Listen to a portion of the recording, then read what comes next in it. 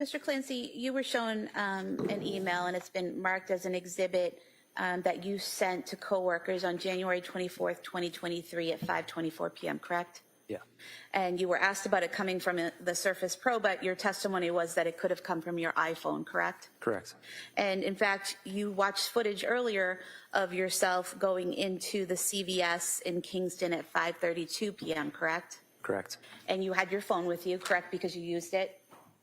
And we also saw you on the 3V footage using your phone as well, correct? Right. So you were clearly out of the house at 5:24 p.m., correct? Sorry, what time did you say I was at CVS? So you walked in at 5:32 p.m., correct? Correct. And you left the house. As you were leaving the house, Lindsay sent you the text about PDLX, correct? I don't know if I had left the house yet, but yeah. But that was sent at 5:15 p.m., correct? Right. And how far away is the Kingston CVS? 3 minutes. Okay. And so you leave the house, you get into your car, and you drive to CVS, correct? Correct.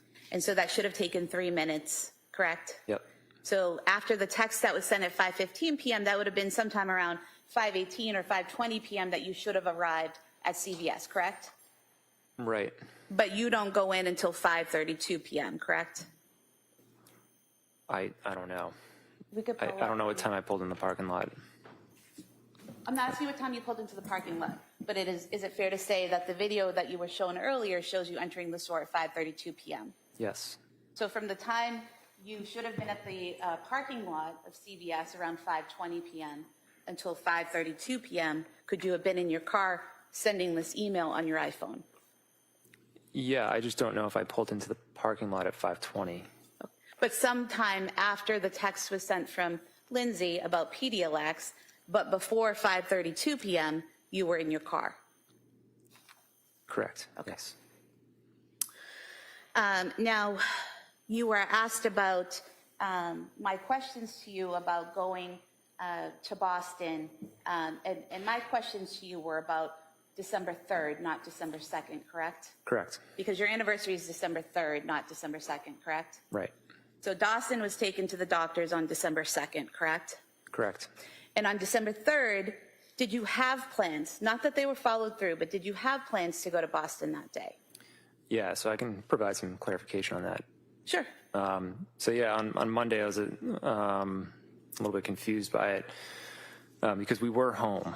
But yeah, I think there was a plan prior to that, like an anniversary plan to go to Boston, but it was canceled. Okay. And the picture you showed was from September. So the plans that you had to go to Boston, showing you here.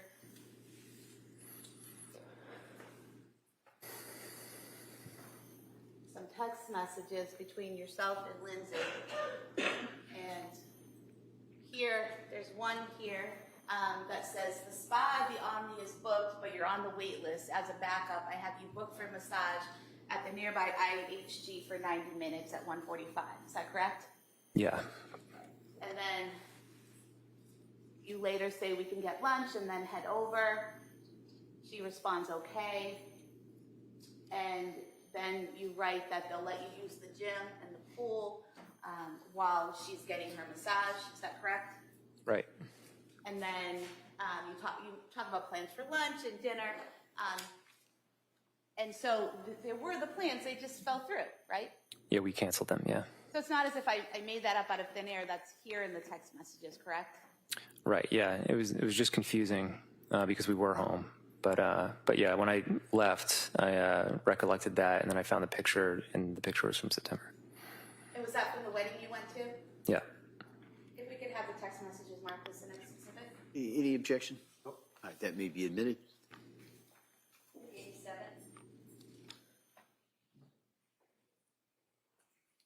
Now, in cross-examination, you said that Lindsay always took the medications exactly as instructed.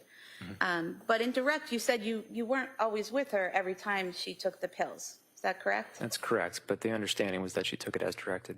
Because she told you she did? Yeah. And because you trusted her to do so? Yeah. Okay. But you can't sit here and say definitively that she took every pill exactly as instructed every single time because you didn't watch her every time, correct? I was not standing next to her every time she took pills. And you were asked about the Facebook search in August 23rd, 2022. And you were asked about being on the Surface Pro and looking up the country singer who had killed himself. Is that right? Right. Okay. So I think that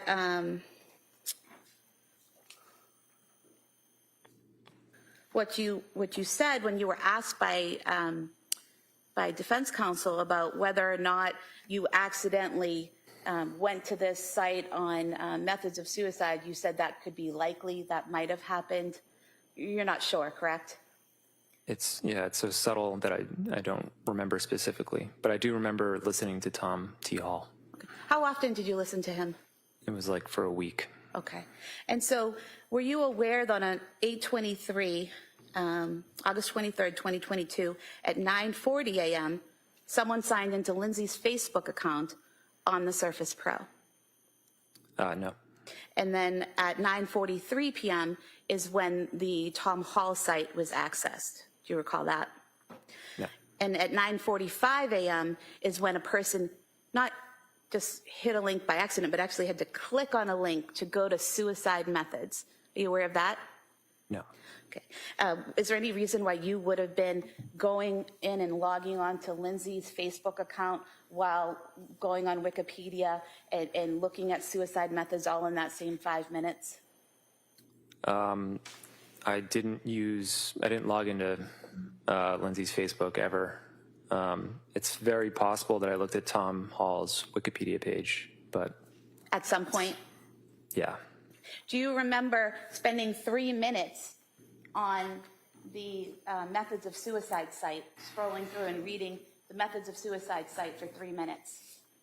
No, I don't remember something I did for 3 minutes almost 4 years ago. Do you remember being on that site, the methods of suicide, and clicking on a link to a bridge in Australia that people use to commit suicide? No. No. So in this 5 minutes or so where someone's using the Surface Pro, using Lindsay's Facebook while doing that, and then clicking on these links you don't remember, you think it might have been you? I have no idea. Okay. Now, you talked about Lindsay's stay at McLean Hospital. You said that that it was a locked ward, she had to stay there, is that correct? Correct. But it was a voluntary commitment, wasn't it? Yeah. You didn't file any legal paperwork to have her committed, correct? Correct. There was no court order making her stay there, correct? Correct. So if she wanted to leave and expressed to the doctors that she wanted to leave, and they didn't believe she was a danger to herself or others, she could leave, correct? To be honest, I don't know. Okay. Now, you stated on direct examination that you visited her 2 times during the time that she was there at McLean, right? At least twice, yeah. And you said those were in the evening hours, is that correct? Yeah, afternoon, evening. Afternoon and evening. So you weren't there during the morning and early afternoon hours when they were offering these group therapies and when she was meeting with other practitioners? I wasn't there in the morning. Okay. And were you there during the, when the staff was checking on her every 15 minutes? No, but she did tell me about that. Okay. And were you aware that she was evaluated several times and at first she had to stay on the unit, but then eventually based on what she was telling them, she was allowed to go on the grounds with staff? I was aware that she went on at least one walk. Okay. And so people were seeing her and interacting with her and changing the way her stay went at McLean Hospital throughout her stay. Yeah. And you talked about Dr. Goodheart recommending medications. What was the medication that you said that she recommended? I thought it was Cymbalta, but I think she ended up taking amitriptyline.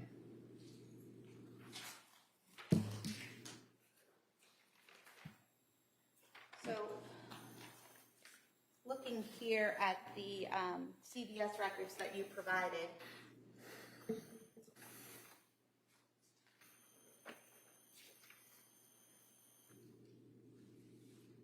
we see, I'm sorry, here we go.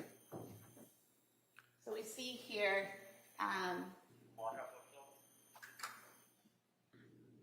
here we go. Alia Goodheart, second from the bottom, Yep. trazodone, 50 milligrams. So you thought that Dr. Goodheart had just recommended medication when there was actually a prescription that was given by Dr. Goodheart, correct? Right, but I believe, so there's another one as well, lorazepam. I Yes. believe those were prescribed while she was staying there. And so they were filled at CVS and sent to McLean? Possibly. I remember there was an issue where she didn't have her medications when she went to McLean, so she needed them to be brought there. She was discharged on January 5th, correct? Right. Are you aware that this document from CVS says that the prescription for trazodone 50 milligrams prescribed by Dr. Alia Goodheart was filled on January 5th, 2023? Right. Okay. And then the other prescription by Dr. Goodheart, the lorazepam, was also 1 milligram lorazepam was also filled on January 5th, 2023, correct?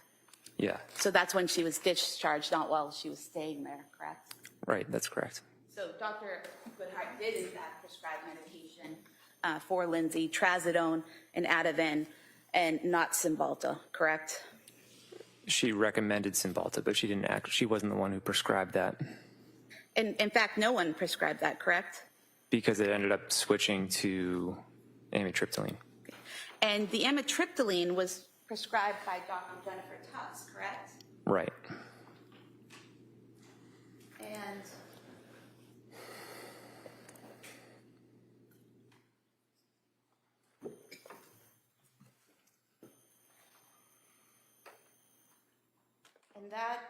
And Dr. Tufts prescribed 5 milligrams of diazepam on January 9th, 2023, correct? Right. And amitriptyline on January 16th. It was 10 milligrams of amitriptyline. And that was prescribed when Lindsay said she was having some issues with depression, correct? Correct. Okay. So she went to McLean Hospital and she was weaned off the Seroquel, correct? I believe so, yeah. And all the medications that she had taken prior to going to McLean, she was no longer on, those were gone, correct? Once she had been in McLean. I don't know if it was, I'm not sure. I don't know if it was all of them. Well, did you have conversations with your wife about what she was taking?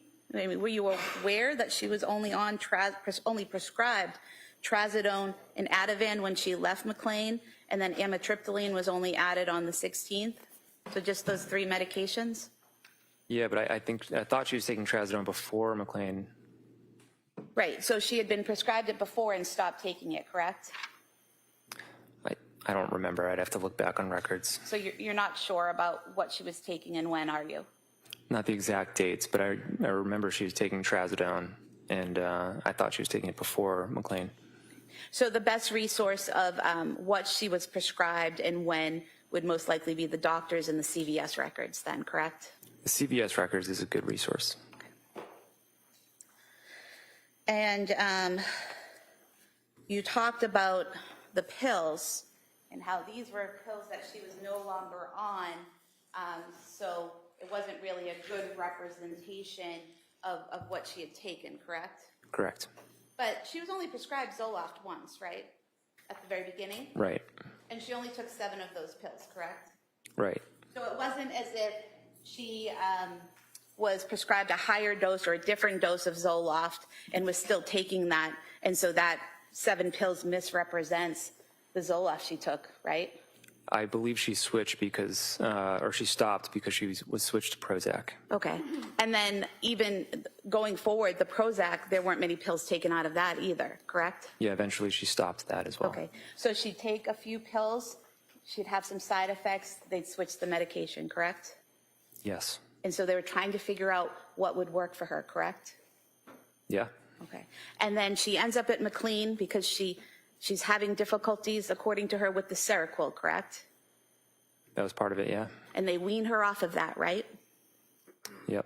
And then after McLean, she's only on the trazodone, the Ativan, and then on the 16th, adding in the amitriptyline, correct? Right. You mentioned that you went to New York in November of 2022. Defense counsel said that was a month before the children were killed, but that's actually 2 months before they were killed, correct? It was, yeah, it was about a little more than 2 months. And she hadn't been on the Seroquel yet, right? I don't know exactly when she started the Seroquel. Would December sound right? Yeah, or end of November, yeah. And so when you took your trip to New York, she was having some issues, but she was doing okay, wasn't she? She was doing much better than she was in December. Okay. And did you also take another trip with Cora in November? Yeah, so I did the trip to New York, and as soon as I got back, went to bed, and then the next morning left with Cora. And was that November 4th through the 7th to San Francisco? Yeah. And who was taking care of Dawson and Callan while you were in San Francisco with Cora? Lindsay. And so during your trip to New York, and then immediately after your trip to San Francisco with Cora, were there any issues or any problems, or did anything happen while Lindsay was caring for those kids? Nothing bad happened. She was, I would say her anxiety and depression was starting to tick up, but yeah, obviously nothing bad happened. Okay. And it's your testimony that things started to get worse in December. Is that correct? Correct. But it was also your testimony that after the stay at McLean, things got better, wasn't Yeah. it? And she steadily progressed throughout January, getting better, right? Definitely, yeah. And on January 24th, 2023, you testified that that was one of her best days. Yeah.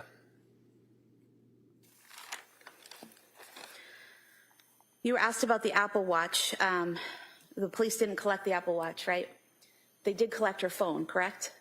You identified it earlier, right? Correct, yeah. And her Apple Watch was linked to her phone, was it not? It probably was, yeah. You were also asked about the drop from the second floor window. Were you aware that the measurement from the windowsill to the ground was actually 12 feet? I've never measured it, but yeah, I believe what you're saying. And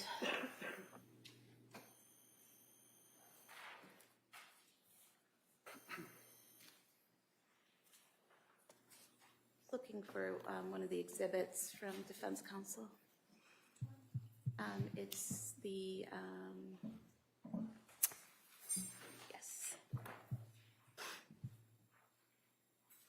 Exhibit 84, this was the packet here that defense counsel was going through with you, where you said this is Lindsay writing Callan's schedule, is that right? Right. But this was also Lindsay sending notes back and forth between herself and Elaine, is that correct? Possibly. And there's different writing here, correct? You want to look at it? Yeah.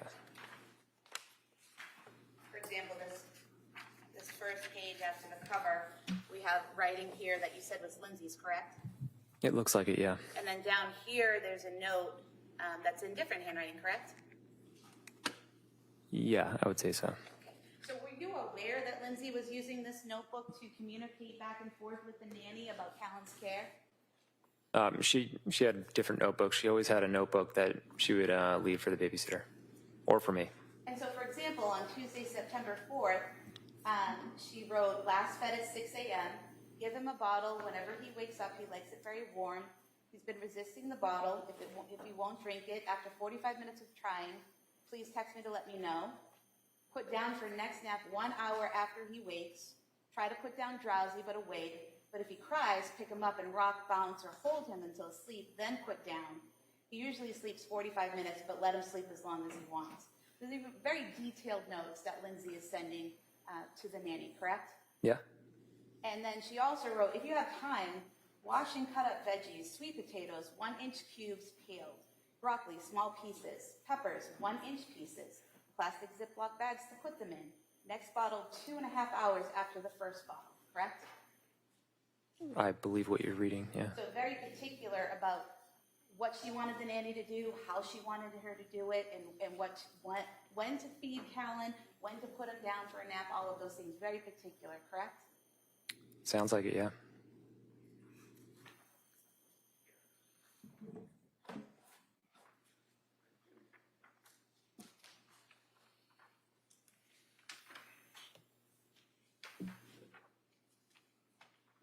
Again, Thursday, September 29th, 2022. Callan last fed at 8:45. Please put him down for a nap at 9:35. We will be home from gymnastics at 11:45. Clean clothes and dryer if you get to it.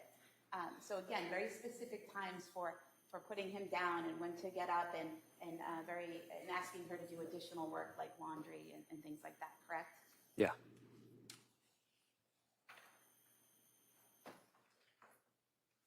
Again, October 6th, 8 at 8:15, fell asleep at 8:40. Changing tables now in the bathroom. If he wakes before 9:40, give him 15 minutes to settle himself back to sleep. I'm hoping he will sleep till 10:15. If he is still asleep at 10:40, wake him. Feeding at 11 a.m. First try bottle. If he doesn't take it after 15 minutes, make oatmeal.